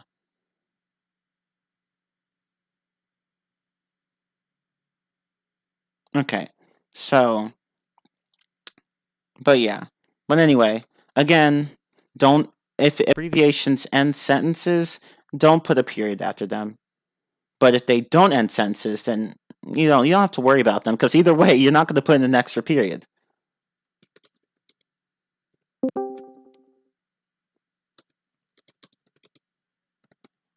It was 5 p.m. when I got home. Perfectly fine. The abbreviation's it's in the middle of the sentence, but so you don't need to put an extra period. And if it's at the end of the sentence, as I showed earlier, you also don't need to put an extra period. So, yeah. Okay.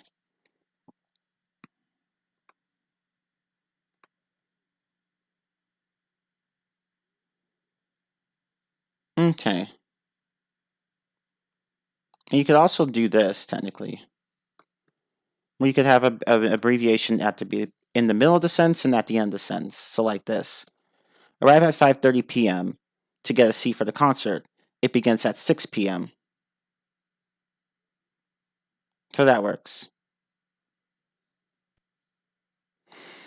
Okay. However, I should also point this out. Do any of you know what any of you know what an acronym is?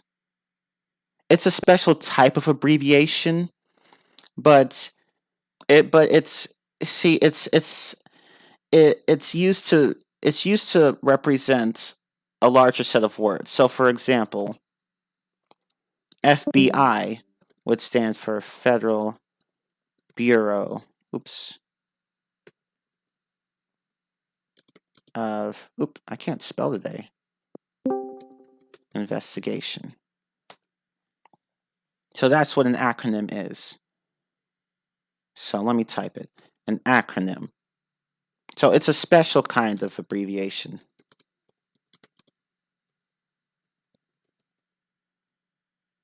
Yeah, KKK for Ku Klux Klan, or ASAP for as soon as possible, and so on and so forth. Okay, but yeah, in this case, you do not need periods. So don't type something like this.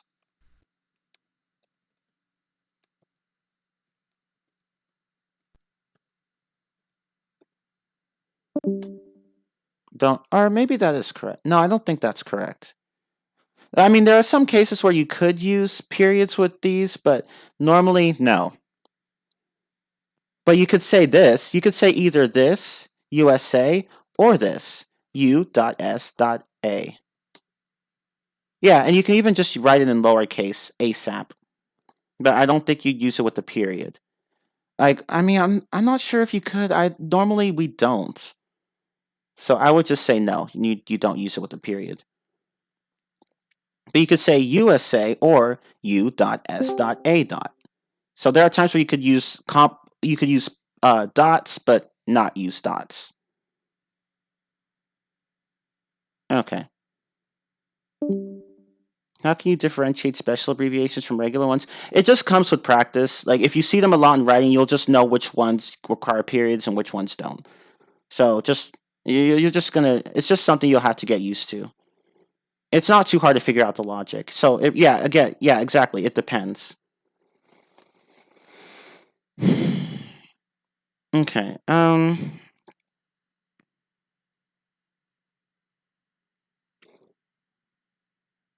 Oh, that's a good point. If you are using, let me put that here. Let me type this for the record. So, to recap what we just said, yeah, I guess you just have to memorize them. Although acronyms are abbreviations, they normally do not require periods. They do not normally require periods. If you are using an acronym that is pronounced as a word such as now or NATO or radar or scuba, you don't need to insert periods between the letters. So in these cases, you don't use periods. However,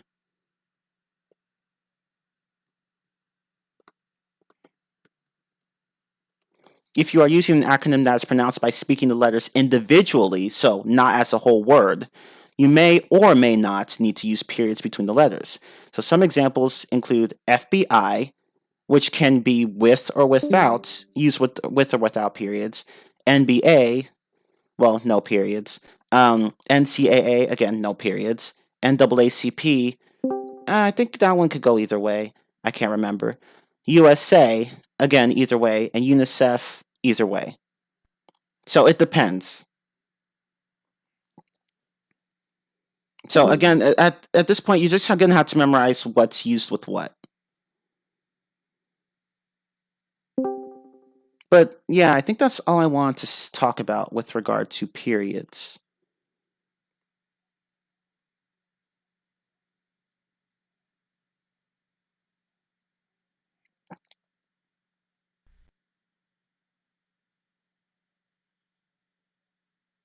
Oh, and remember, not every abbreviation will have periods. So examples are like,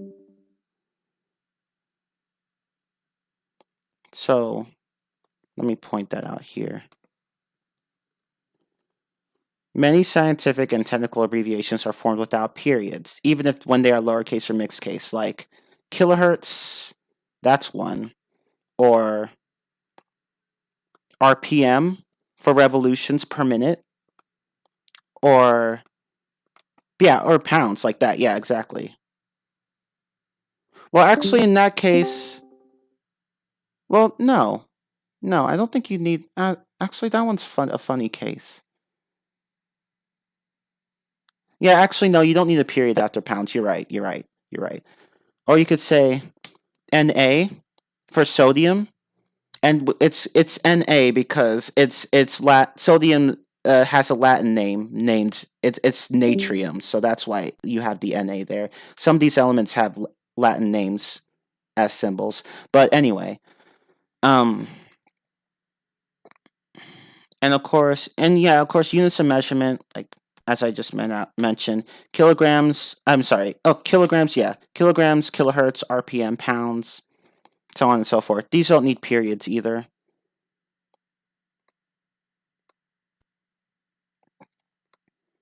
But anyway, I think that's all I wanted to talk about with regard to periods.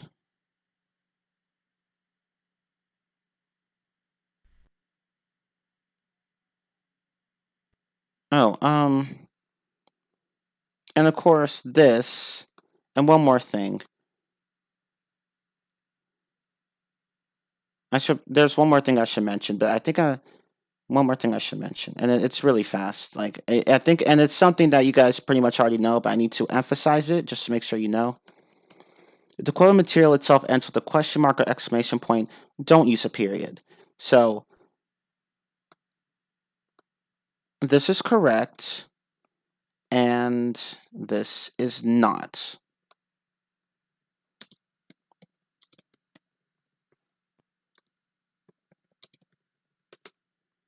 So yesterday he asked, "Why is it so cold on Mars?" That's correct. No period needed. Yesterday he asked, "Why is it so cold on Mars?" Dot. Don't put a period there.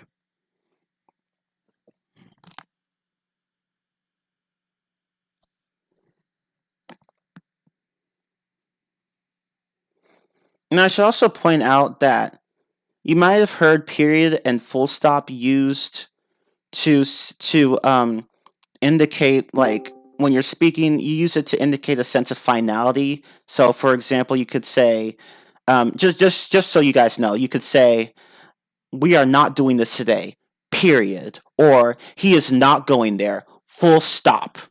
So in that case, you could use the words period and full stop like that too. So that works too.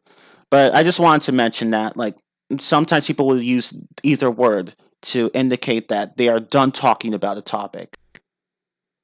But anyway, okay, and last thing I should mention. Punctuations make English bearable. Why? Yeah, exactly. End of discussion. That's what it signifies. So here, actually, let me type those examples.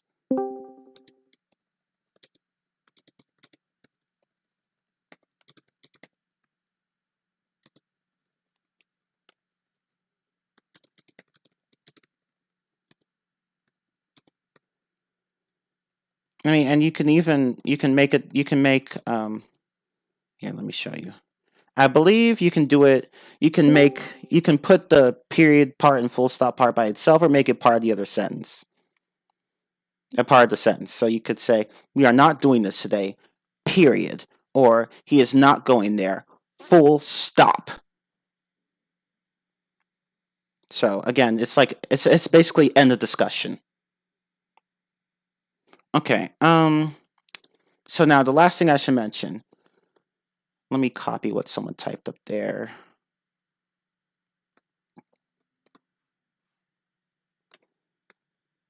Punctuations make English bearable.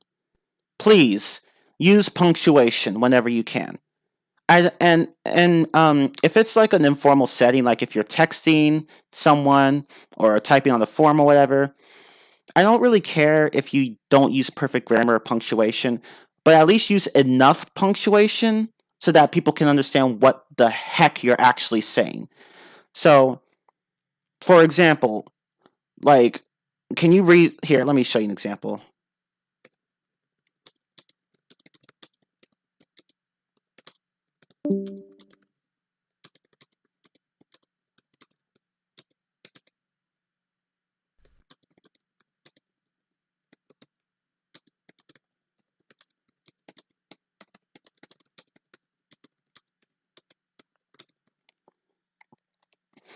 Can you read that? Can you actually read whatever the heck that is?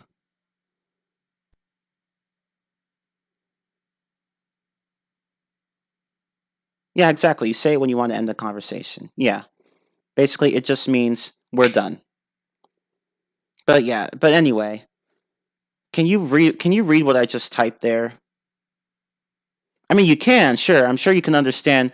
So I mean, I'm sure some of you can read that, but the problem is that if you type like that a lot, and if it's a really long wall of text, then that just makes it harder for everyone to understand you. Yeah, exactly. It's just difficult. So if you want to fix that a bit, but still you don't have to. But if you still don't want to use like perfect punctuation or quotation or whatever,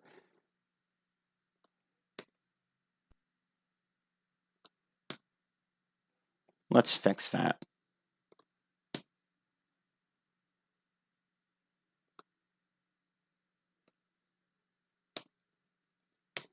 Here. So, I mean, the punctuation isn't perfect as you guys can see, but it's not perfect. In fact, there's even a comma splice there, but at least you can see where the sentences end more easily. It's not perfect, but you can at least see where the sentences end more easily. So if you don't want to type perfectly, which you don't have to, at least type enough so that people can understand what you're saying. Because the key to communication is making sure that whatever you say is understandable. And if whatever you say isn't understandable, then people will get annoyed and just stop listening to you.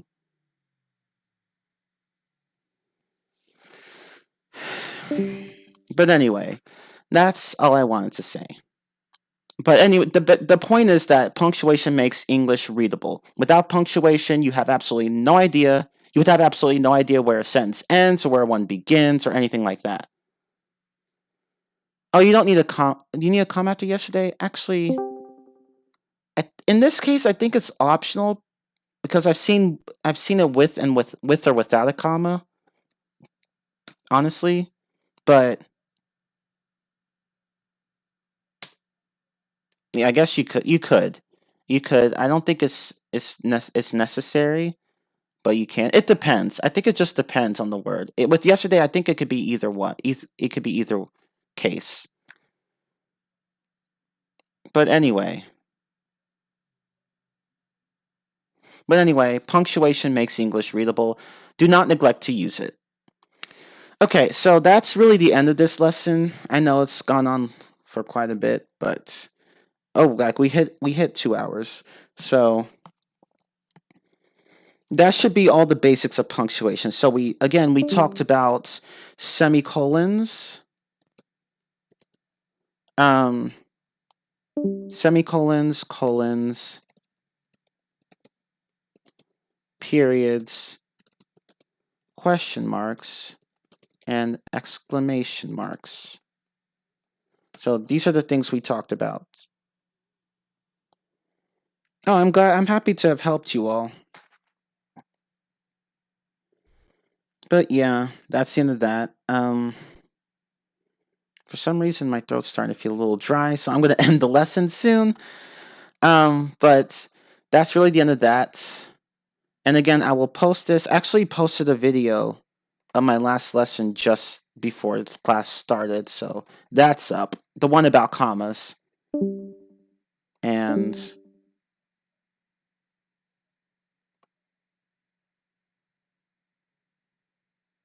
yeah, so yeah, it's definitely up there. Okay, but I will post this one pretty soon. Yeah, I said I would post in like an hour, but then I have another channel on YouTube that I do stuff on, so I just got caught up with it. I tried to upload it before, but I didn't have enough time, so I decided to wait. But yeah, I will try to do it as soon as I can today. If it's not going to be within an hour, it'll definitely be within a few hours. But anyway, that's the end of the lesson. This isn't Monday through Friday. It's like I have lessons. It depends on the week. I will have lessons any day from Monday through Wednesday every week. But there will be some weeks where I don't have lessons. I'm not going to do a lesson every single one of those days. So there might be times where I do one lesson a week, or 2 lessons a week, or no lessons a week. It depends on my schedule, but for sure I can do lessons Monday through Wednesday. But anyway, oh, and let me show you guys my channel. Not to mention that. What is wrong with this computer? Okay. Oh, thank you for the apple. But that's my channel. And in the video I upload, I will make sure to put the articles I used in this lesson. I'll put those in the description as well. So don't worry, you guys will be able to, if you're watching the recording or whatever, you'll be able to follow along with the lesson. But that's my channel right there, English with Mr. C. But anyway, I'm going to go now. But thank you all so much for watching, and I will stop the recording here.